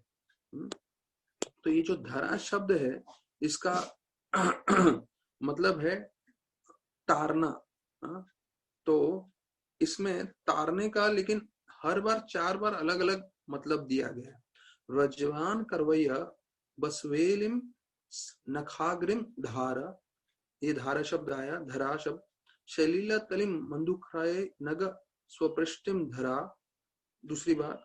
वर्थानुगहेनु उच्चेली रदागेरम धरा, तीसरी बार सुंदर तुम काशपतितः न काम उद्धार, चौथी बार। तो ये धरा शब्द 4 बार आया है कि क्यों धरा शब्द आया है, उसका वर्णन आ रहा है। तो इसका अनुवाद सुनिए, ये बहुत महत्वपूर्ण अनुवाद है, इसलिए मैंने श्लोक भी आप लोग सुना है। तो ये भक्त बोल रहे हैं भगवान को कि आपने सब व्रजवासियों को जो है बचाने के लिए आपने क्या धरा। पहली बार गोवर्धन को धरा, और वो गोवर्धन को धरते हुए आपने अपने छोटी उंगली पे धर लिया, तो आपके लिए कोई बड़ी बात नहीं। इससे बड़ा चीज आपने कब धरा, जब सागर मंथन हो रहा था। तो सागर मंथन हो रहा था तो उनको मंदार पर्वत चाहिए था मंथन करने के लिए, तो आपने दूसरी बार किसको धरा, मंदार पर्वत को धरा। अब ये जो मंदार पर्वत था ये गोवर्धन से भी अत्यधिक बड़ा था, और ये दूसरे लोक में था, क्योंकि ये पृथ्वी लोक का लीला नहीं है, ये देवता और असुरों के बीच में सागर मंथन हो रहा था, और दूध के सागर में हो रहा था ये। तो यहाँ वर्णन आता है कि आपने मंदार पर्वत को धरा, पहले गोवर्धन को धरा, बाद में मंदार पर्वत को धरा। और फिर बताते हैं ये दोनों तो धर लिए, लेकिन जब आपने देखा कि धरती जो है गर्भोदक सागर में प्रवेश कर गई किया है, तो आप जो है नीचे गए गर्भोदक सागर में, और वरह के रूप में आपने पूरे धरती को धर लिया। तो ये देखिए तीनों चीज जो है एक से बढ़कर एक है, लेकिन आपने सबको उठा लिया। तो हे प्रभु, आपके लिए मुझ जैसे पापी व्यक्ति को जो है उठा लेना क्या मुश्किल है? क्या मेरा वजन पृथ्वी से, मंदार पर्वत से, गोवर्धन से ज्यादा है? नहीं। तो आप मुझे तो अवश्य उठा ही लोगे, मुझे पूरी तरह से निश्चय है, इसलिए मैं आपकी भक्ति कर रहा हूं। तो देखिए ऐसे दूसरे भक्त भी हैं जिन्होंने इतनी प्रामाणिकता से अपने दिल से भक्ति की है, और उन्होंने जो है ऐसा वर्णन किया है श्लोकों का जो काफी मधुर है, सुनने में भी आनंद आता है। तो यहाँ पे बताते हैं द डिवोटी एक्सप्रेसेस, हम 35वें श्लोक में ही हैं अभी। The devotee expresses their mind before the deity and in many instances the deity also gives answers. देखिए यहाँ बता रहे हैं कि एक जो भक्त होता है प्रामाणिक, वो भगवान से प्रार्थना करता है, और भगवान भी जो है कई बार, यहाँ लिखा है इन many instances the deities also give answers, मतलब जो विग्रह हैं वो भी बात करते हैं। तो मेरे को जो है अपने पूरे जीवन में अभी जितना भक्ति किया उसमें एक व्यक्ति है जनानिवास प्रभु, जिनको मुझे लगता है मेरा काफी ये है, और कई भक्तों का भी कहना है कि इनके साथ भगवान जरूर बात करते हैं। हाँ, तो उसका स्तर होना चाहिए। प्रभुपाद लिखते हैं but one must be very elevated devotee in order to be able to speak with supreme Lord. मतलब आप भगवान से बात करो, उसके लिए आपका स्तर बहुत ऊंचा होना चाहिए। तो एक भक्त हैं इस्कॉन में जनानिवास प्रभु, जिनका ऐसा स्तर है। तो दूसरी बार प्रभुपाद बोलते हैं दूसरी चीज की, कई बार भगवान जो है सपने के द्वारा भी अपने भक्तों के साथ आदान प्रदान करते हैं। तो अगर हम प्रामाणिकता से भक्ति करें तो हमें सपने में भी भगवान आ सकते हैं, और हमें मार्गदर्शन कर सकते हैं, या हमें जो है आगे चीज बता सकते हैं। तो हमें उसके लिए रुकना नहीं है, हमें सपने के लिए इंतजार नहीं करना है। प्रभुपाद ने जो है पूरा का पूरा हमें भागवत दिया है हमें मार्गदर्शन करने के लिए, पर ये जो प्रभुपाद जी बता रहे हैं वो हम को ध्यान रखना है। तो बताया जाता है 36वें श्लोक में कि भगवान का स्वरूप देखते हुए, जो मुस्कुराते हुए जो भगवान का रूप है, और उनके शब्द सुनते हुए जो भक्त होता है वो इतना आकर्षित हो जाता है कि वो पूरी तरह से मूर्छित हो जाता है। हाँ, ये भगवान का सौंदर्य का, भगवान की कथा का ये असर होता है शुद्ध भक्तों पे। तो प्रभुपाद लिखते हैं कि इसी श्लोक में लिखा है कि ये जो अभी हम 36वां श्लोक बोल रहे हैं जिसका मैंने वर्णन किया था, इस 36वें श्लोक में 3 बार प्रभुपाद बताते हैं कि जो तीसरे दर्जे का भक्त है, थर्ड क्लास डिवोटी, वो भी जो है भगवत धाम चले जाता है। कि उसका वर्णन कर रहे हैं कि वो सिर्फ भगवान को प्रणाम करता है। ये जो तीसरे स्तर का भक्त है उसका वर्णन कर रहे हैं कि वो मंदिर में आता है, फूल फल अर्पण करता है, और जो है ऐसा भक्त भी यहाँ पे संस्कृत शब्द है श्रद्धयान्वितः, अर्थात वो भक्ति भाव से सब भगवान को अर्पण कर रहा है। भले वो भक्ति के बारे में ज्यादा कुछ नहीं जानता, पर ऐसा भक्त भी, ये दूसरी बार बीच में बोल रहे हैं, स्टार्टिंग में बोलते हैं परपट में, और फिर एंड में फिर से वही चीज बोलते हैं कि उसका उद्धार हो जाता है। तो प्रभुपाद उदाहरण दे रहे हैं कि कैसे सुखदेव गोस्वामी और चतुष कुमार, भले वो मायावादी थे, लेकिन वो भी बदल गए भगवान के चरणों का तुलसी गंध लेके। तो यहाँ पे प्रभुपाद बताते हैं कि हमें मंदिर जाना चाहिए और हमें भगवान का विग्रह तो देखना ही चाहिए, पर साथ साथ हमें भागवत और गीता का कथा भी सुनना चाहिए। तो इससे वास्तविक रूप में हमारा शुद्धिकरण होगा। तो ये जो तीसरे स्तर का भक्त है, जो मुक्ति उसको मिल रही है, लेकिन उससे ऊपर बढ़ने के लिए प्रभुपाद बोल रहे हैं मंदिर में विग्रह देख रहे हो, लेकिन साथ साथ भागवत और गीता कथा भी सुनना चाहिए। तो बोलते हैं ऐसे बहुत सारे मंदिर हैं वृंदावन में जहाँ पे पूरे शास्त्रों का ऐसे हमेशा उच्चारण होता रहता है। लेकिन जो तीसरे स्तर का भक्त है, भले ही वो ज्यादा पढ़ा लिखा ना हो, जब उसने खुद ने गीता भागवत नहीं पढ़ा हो, लेकिन अगर वो उसको भक्तों के संग में आके सुनने का मौका मिले, तो बताया जाता है वो भी अपना पूरी तरह से मन भगवान में लगा सकता है, और इस तरह से वो जो है पूरी तरह से मुक्ति प्राप्त कर सकता है। तो चैतन्य महाप्रभु ने सिखाया 5 तरीके जिससे हम पूरी तरह से भक्ति प्राप्त कर सकते हैं। साधु संग, नाम कीर्तन, भागवत श्रवण, मथुरावास और मूर्तेरा श्रद्धा सेवन, ये हमने पहले चर्चा किया हुआ है। तो यहाँ पे 36वें श्लोक में प्रभुपाद बोल रहे हैं कि हमें नाम जप करना चाहिए, भक्तों का संग करना चाहिए और भक्तों की सेवा भी करनी चाहिए। प्रभुपाद लिखते हैं to associate with devotees and serve them as far as possible, जितना हो सके हमें वैष्णव की सेवा करनी चाहिए और महामंत्र जप करना चाहिए, हरे कृष्णा कृष्ण कृष्ण हरे हरे, हरे राम राम राम हरे हरे। फिर तीसरा बताते हैं भागवतम श्रवण करना, चौथा बताते हैं विग्रह की सेवा करना और वृंदावन मथुरा में निवास करना। तो बोलते हैं अगर कोई भी भक्त इन 5 कार्यों में लगेगा तो वो अपना जीवन सार्थक कर सकता है, और यही चीज गीता भागवत में भी बताया है। और प्रभुपाद अंत कर रहे हैं कि ऐसा तीसरे दर्जे का भक्त भी जो है मुक्ति प्राप्त कर सकता है, और ये सभी शास्त्रों में बताया गया है। तो देखिए भक्ति कितना शक्तिशाली है। अगर हम आज के प्रवचन का देखें तो प्रभुपाद बार बार यही चीज बता रहे हैं कि इसी जन्म में हम भगवत धाम जा सकते हैं। और अगर कोई बहुत ज्यादा जो है एडवांस्ड डिवोटी नहीं है, ये जो है 36वें श्लोक में बार बार वर्णन किया है, 3 बार वर्णन किया है कि अगर तीसरे दर्जे का भक्त हो, first class, second class, third class devotee भी हो, लेकिन अगर वो भक्ति में लगा रहेगा तो वो भी भगवत धाम जाएगा।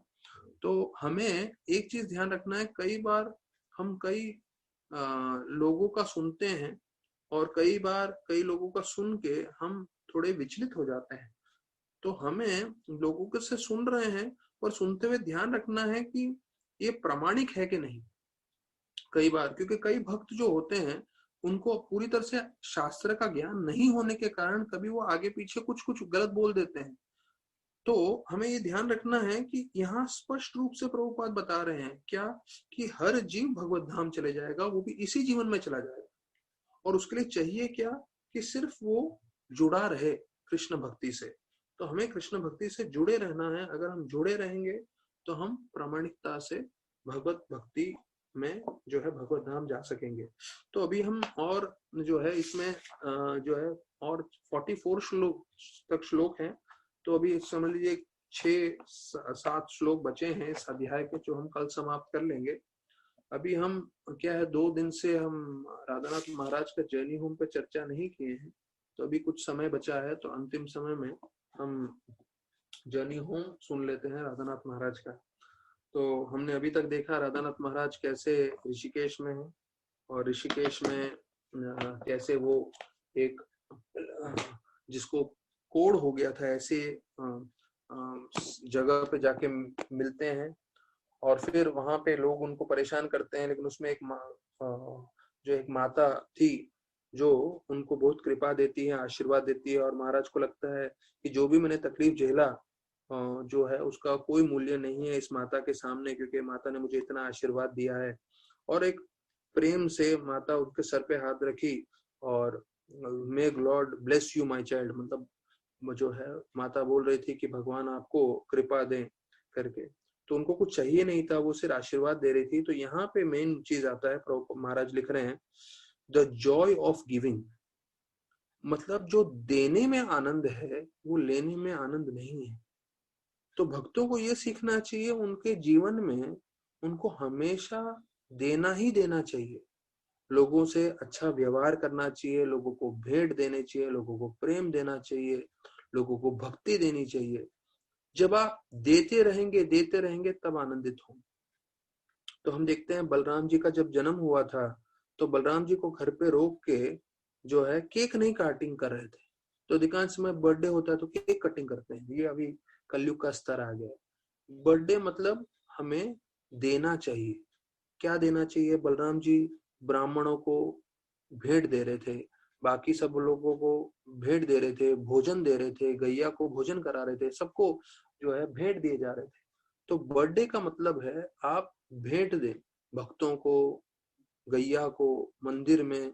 तो वो तरीका है, मतलब ये हमें भक्तों को भी सीखना चाहिए और हमारी आने वाली पीढ़ी को भी सिखाना है हमें जो भक्त हैं कि आपको आनंद आएगा देने में, लेने में नहीं। क्योंकि अगर आप लेते रहेंगे तो हम जो है स्वार्थी बन सकते हैं, लेकिन अगर हम देते रहेंगे तो हम निस्वार्थ भाव से कार्य करेंगे। तो फिर महाराज बोलते हैं मैं रोने लग गया और मुझे लगा ये उनकी कृपा प्राप्त करने के लिए जो मैंने तकलीफ झेला ये बहुत छोटा था, लेकिन ये आशीर्वाद मैं कभी जीवन भर भूलूंगा नहीं। और इसके लिए वो लिख भी रहे हैं। तो बोल रहे हैं कि भले ही वो कोड़ी औरत थी लेकिन उसके अंदर एक खूबसूरत आत्मा था जो प्रेम करना चाहती थी। She soul, beautiful soul who only wanted to love and be loved. तो देखिए ये महाराज का बड़ा फेमस स्टेटमेंट है कि हम सबकी इच्छा क्या है कि हम किसी को प्रेम करें और कोई हमें प्रेम करे।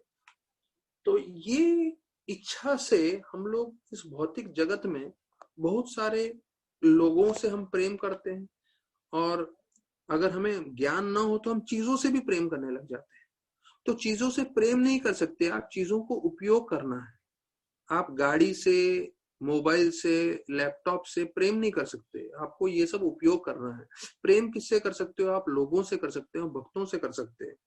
तो हमारे हृदय में जो प्रेम करने की इच्छा है कि हम किसी से प्रेम करें और कोई हमें प्रेम करे, तो हम चीजों की तरफ करेंगे तो हमारा हालत खराब ही होने वाला है, क्योंकि चीज थोड़ी हमसे प्रेम कर सकता है, उसको तो सिर्फ उपयोग करना होता है। फिर हम जितने भी लोगों से प्रेम करेंगे तो लोग जो है भौतिक जगत में कोई कितना ही जो है अच्छे से प्रेम करना चाहे, कितना ही मदद करना चाहे, लेकिन प्रकृति का नियम ऐसा है कि एक ना एक समय वो हमें छोड़ के चला ही जाएगा। भले ही वो हमारे माता पिता हो या भाई बहन हो या कोई भी हो, पति पत्नी हो, बच्चे हो, हम चले जाएंगे या वो चले जाएंगे।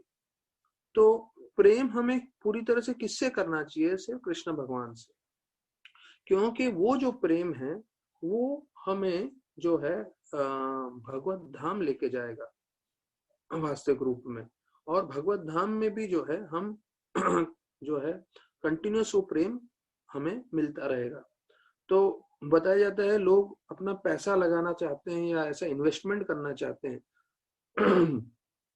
तो ये बताते हैं ऐसा आप जगह आपको इन्वेस्टमेंट करना चाहिए जो आपका जो है मृत्यु के बाद भी आपके साथ जाए, that which goes along with us even after death, वो सही इन्वेस्टमेंट है।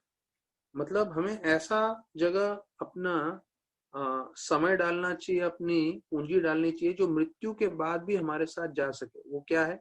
भक्ति। तो भक्ति में जो हम कार्य कर रहे हैं, जो हम समय डाल रहे हैं, जो हम धन भी डालेंगे उसमें, तो वो जो है मृत्यु के बाद भी हमारे साथ जाएगा, वो सबसे उत्तम इन्वेस्टमेंट है।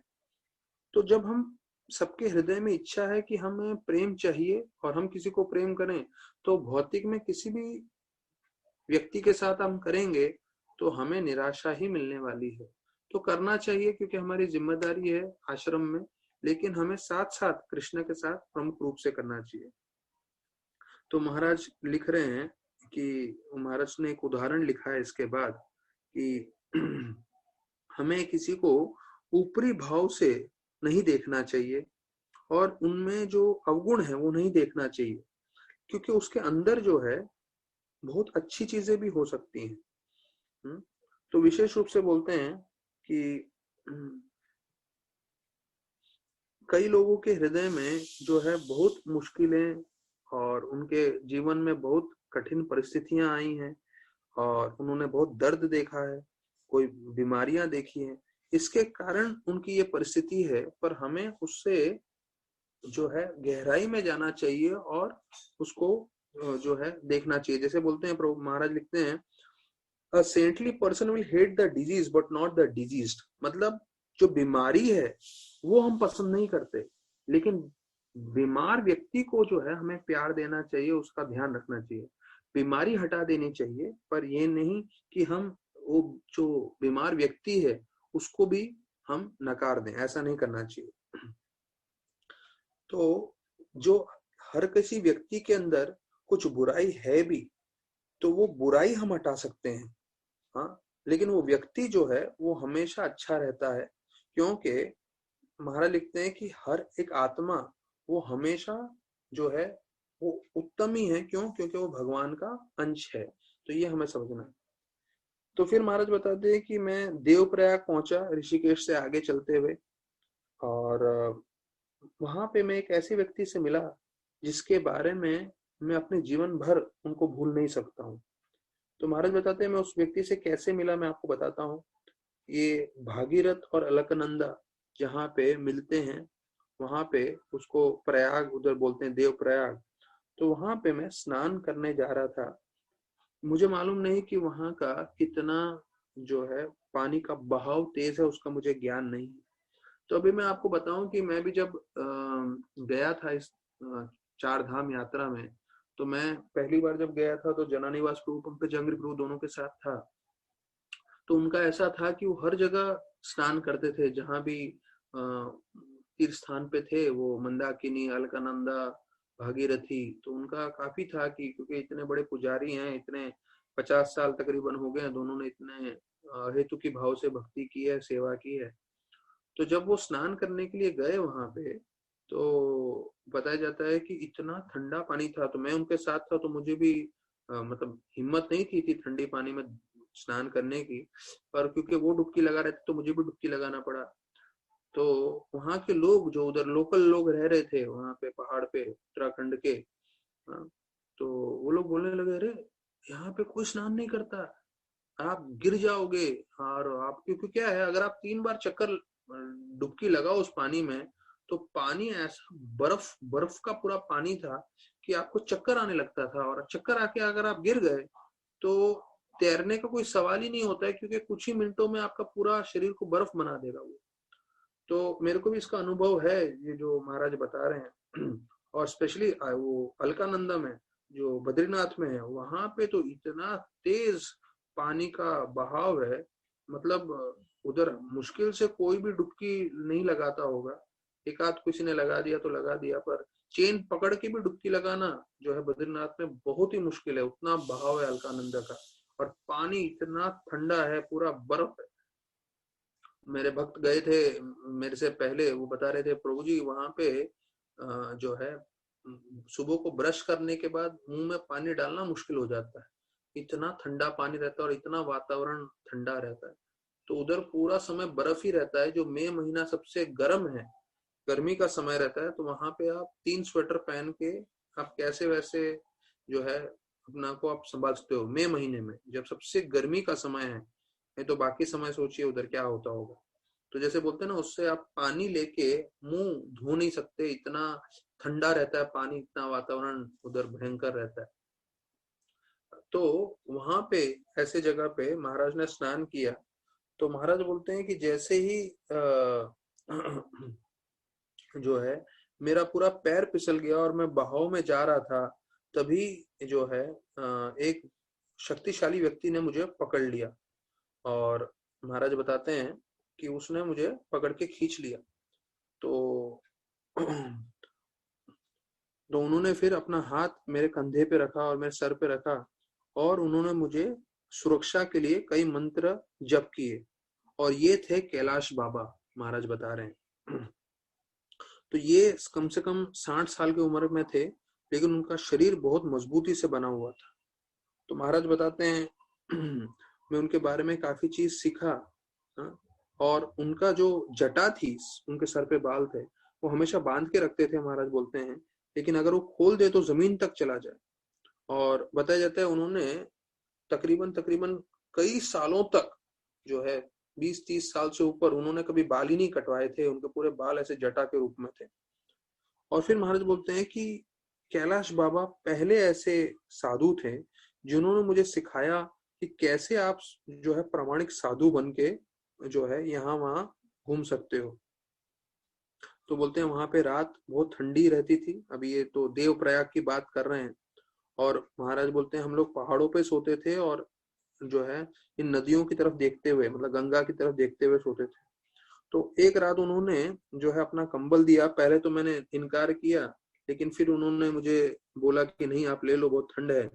और हम दोनों एक ही कंबल के अंदर जो है रात को सोते थे, और उन्होंने मुझे सिखाया कि कैसे आप जंगलों में घूमते हुए जो है कौन से आप फल ले सकते हो और कौन से नहीं, और कौन से जो है ऐसे पत्ते होते हैं जो दवाई का काम करते हैं, और कैसे जड़ें होती हैं उसको भी आप खा सकते हो, जिसे हम कंद मूल बोलते हैं। तो उसका पूरा ज्ञान जो है कैलाश बाबा ने जो है राधानाथ महाराज को दिया, जो वो रिचर्ड करके भक्त थे।